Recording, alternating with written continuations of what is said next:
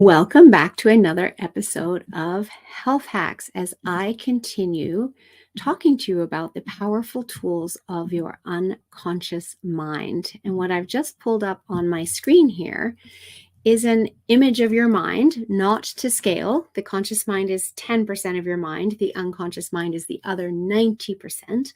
But what I want to show you here is the critical faculty, or in other words, the gateway to your unconscious mind. Now, this critical faculty develops when you're between the ages of 7 to 9 years old, when you start to develop the ability to think logically. And prior to that, it's not there, and children are entirely in their unconscious mind, where imagination is housed. And so when kids are playing and they're in that imaginative state and they're being dragons and cowboys and Indians and princesses and unicorns and all of these things, it is very, very real to them, because they're entirely in their unconscious mind, and the mind doesn't have the ability to discern between reality and what you envision.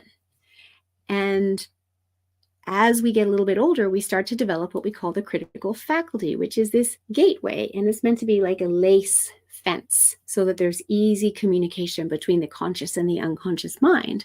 However, as with anything, like, you use a muscle, the more you strengthen your muscle and work with your muscle, the stronger it gets. Your connection to your unconscious mind needs to be strengthened. You need to build rapport with your unconscious mind.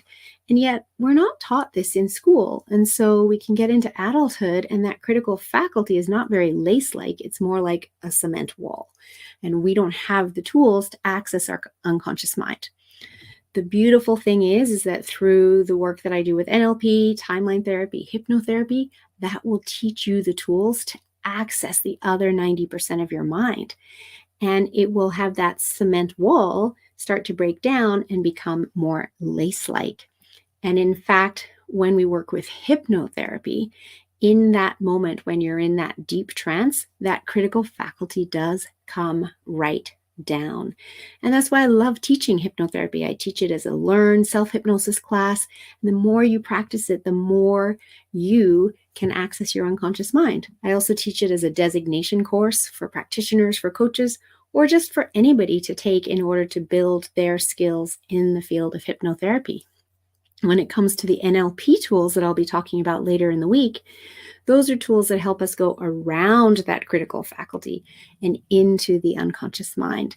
So I just wanted to share this with you because we all have a conscious mind. We all have an unconscious mind. And yet through society, through our school system, we're given the tools of our conscious mind. We're simply not taught the tools of our unconscious mind, which means we're missing out on the other 90%.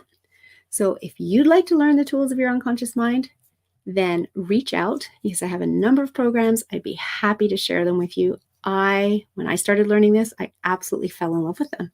Why not access the other 90%?